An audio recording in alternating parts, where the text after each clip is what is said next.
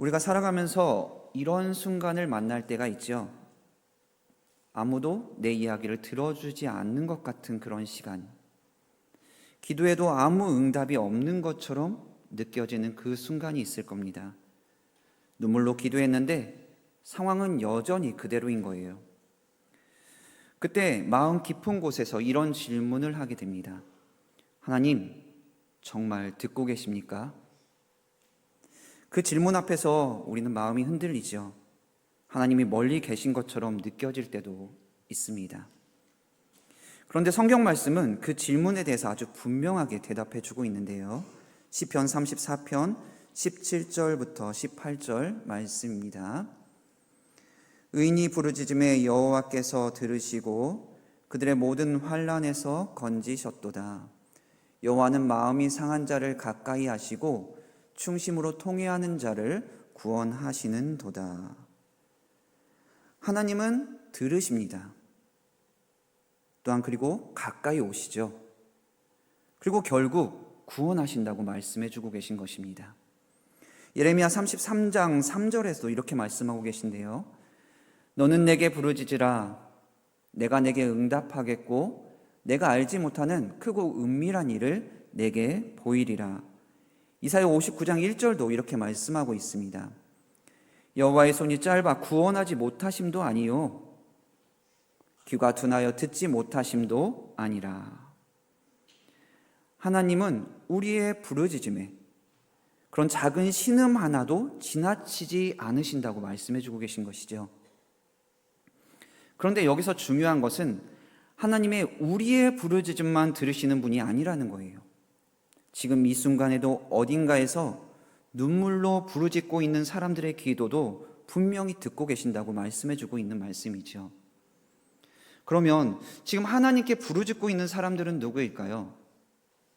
우리가 잘 보지 못할 뿐이지 지금 이 순간 세상 곳곳에는 눈물로 하나님께 통곡하며 하나님을 찾고 있는 사람들이 많이 있습니다.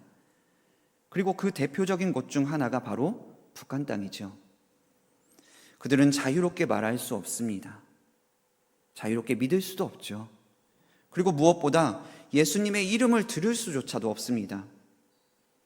하나님께서는 들으시지만 그들은 듣지 못합니다. 이 지점에서 하나님의 말씀이 우리의 마음을 향해서 질문을 하는데요. 로마서 10장 14절부터 15절 다시 한번 읽어보도록 하겠습니다. 함께 읽도록 하겠습니다. 그런즉 그들이 믿지 아니하는 일을 어찌 부르리요? 듣지도 못한 일을 어찌 믿으리요? 전파하는 자가 없이 어찌 들으리요? 보내심을 받지 아니하였으면 어찌 전파하리요? 기록된 바 아름답도다 좋은 소식을 전하는 자들의 발이여함과 같으니라. 이 말씀은 분명하죠. 듣지 못하면 믿을 수 없다라고 말씀해 주고 계신 거예요. 전하는 사람이 없으면 들을 수도 없죠. 그런데 여기서 우리는 한 걸음 더 나가야 합니다. 그래서 우리가 전해야 할 그 소식이 무엇인가라는 거죠. 우리가 아무 소식이나 전하는 것이 아니라 생명을 살리는 그 복음을 전하는 것이기 때문입니다. 사도행전 4장 12절 말씀입니다. 다른 이로서는 구원을 받을 수 없나니 천하 사람 중에 구원을 받을 만한 다른 이름을 우리에게 주신 일이 없음이라 하였더라. 구원은 오직 예수 그리스도를 통해서만 주어진다라고 말씀해 주고 계신 것이죠. 예수 그리스도는 우리의 죄를 대신하여 십자가에 죽으시고 우리를 살리시기 위해서 다시 살아나신 분이시죠. 이 복음을 들을 때 사람은 다시 살게 되는 것입니다. 그런데 그 이름을 들을 기회조차 없다면 그들은 어떻게 해야 할까요? 이제 우리는 피할 수 없는 질문 앞에 서게 되죠. 그들이 듣지 못하는 이유가 무엇일까? 하나님께서 침묵하셔서일까요? 아니죠. 우리가 전하지 않기 때문이 아닐까요? 하나님은 전능하신 분이시지만 복음을 전하는 일은 사람을 통해서 이루시기로 하셨습니다. 마태복음 28장 19절부터 20절 말씀입니다. 그러므로 너희는 가서 모든 민족을 제자로 삼아 아버지와 아들과 성령의 이름으로 세례를 베풀고 내가 너에게 분부한 모든 것을 가르쳐 지키게 하라. 볼지어다 내가 세상 끝날까지 너희와 항상 함께 있으리라 하시니라. 바로 복음을 전하는 것은 선택이 아니라 우리에게 맡겨진 사명이라는 것이죠. 몇 해 전에 탈북한 한 여성의 이야기를 들은 적이 있는데요. 그녀는 이제 살기 위해서 북한 땅을 벗어나기 위해서 강을 건넜습니다. 그러나 그곳에서 기다리고 있던 것은 자기가 생각했던 그 자유가 아니라 또 다른 고통이었던 것입니다. 자기는 그냥 거기를 건너온 것이라 생각했는데 결국에 보니 거기선 인신매매로 팔려가서 모든 것을 잃어버린 채 살아야만 했다고 말하고 있었습니다. 그녀가 나중에 이렇게 말했습니다.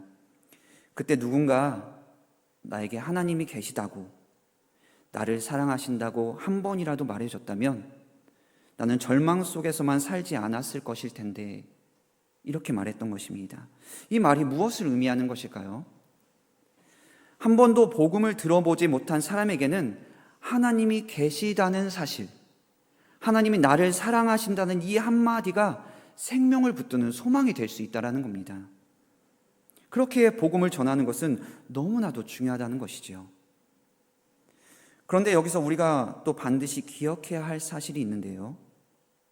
우리가 보지 못할 뿐이지 하나님은 지금도 그 땅, 북한 땅을 위해서 일하고 계신다는 사실입니다.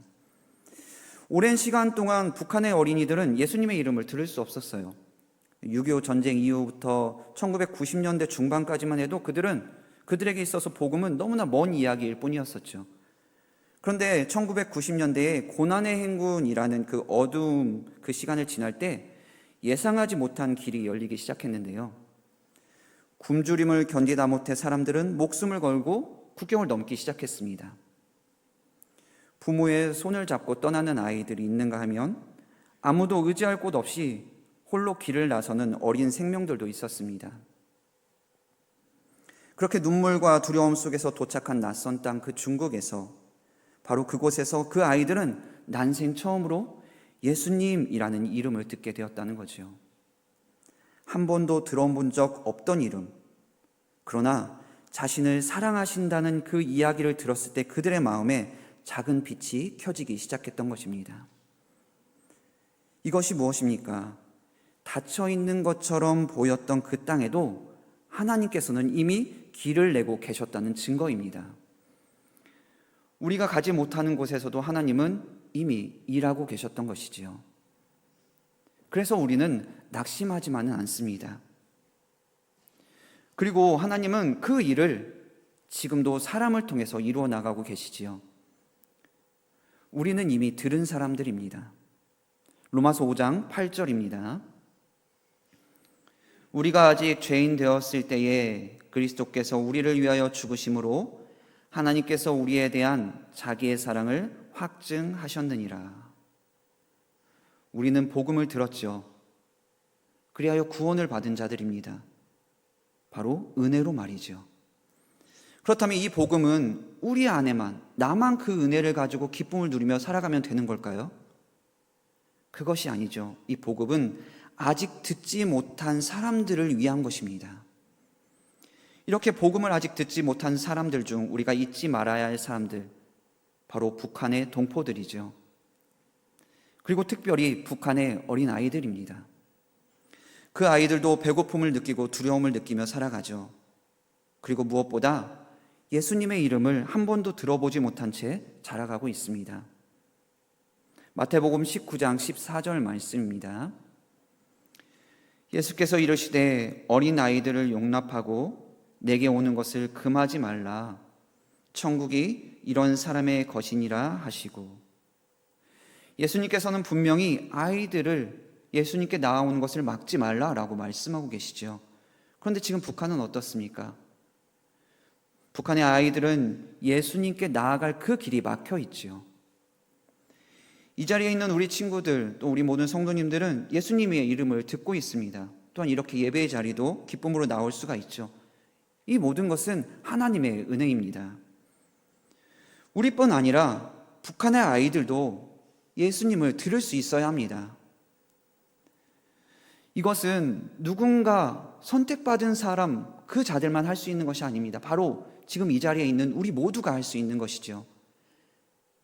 바로 북한의 친구들을 위해서 기도할 수 있다는 것입니다. 하나님은 그 기도를 반드시 들으신다는 것이지요. 또 우리는 말씀 앞에서 응답해야 합니다. 야고보서 1장 22절입니다. 너희는 말씀을 행하는 자가 되고 듣기만 하여 자신을 속이는 자가 되지 말라. 우리는 이미 들었죠. 이제는 살아내야 합니다. 멀리 있는 일이 아니죠. 지금 여기서부터 시작할 수 있는 것입니다. 단 1분이라도 북한의 동포들을 위해서 기도할 수 있는 것이지요. 짧아도 좋습니다. 그러나 멈추지 마세요. 그리고 잊지 마십시오. 일주일에 한 번이라도 의도적으로 북한을 떠올리십시오. 그리고 그것을 넘어서 이제는 연결되어야 합니다. 지금도 북한과 탈북민을 위해서 헌신하며 사역하는 사람들이 있죠. 우리는 그 자리에 직접 갈 수는 없지만 그 사역에 함께 참여할 수 있는 것입니다. 작은 헌신으로 함께 할 수 있죠. 정기적인 작은 나눔이라도 좋습니다. 그 나눔을 통해 복음이 전해지고 누군가는 예수님의 이름을 듣게 되는 것입니다. 이것은 단순한 후원이 아니라 복음의 통로가 되는 일이지요.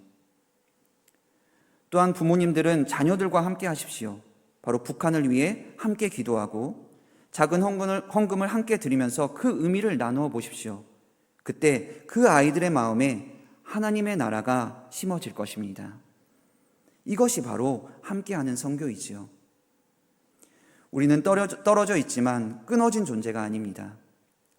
기도로 함께하고 마음으로 함께하고 또한 삶으로 함께하는 것이지요. 고린도전서 12장 26절은 이렇게 말씀하고 있습니다. 만일 한 지체가 고통을 받으면 모든 지체가 함께 고통을 받고 한 지체가 영광을 얻으면 모든 지체가 함께 즐거워하느니라. 북한의 고통은 그 땅 그들만의 고통이 아니고 바로 우리의 고통이라는 것입니다. 우리는 보내는 사람이면서 동시에 함께하는 사람이요 함께하는 교회라는 것이지요. 사랑하는 성도님들, 이제 이렇게 고백했으면 좋겠습니다. 나는 기도로 함께하겠습니다. 나는 잊지 않고 함께하겠습니다. 나는 참여하며 함께하겠습니다. 나는 하나님의 일에 동참하겠습니다.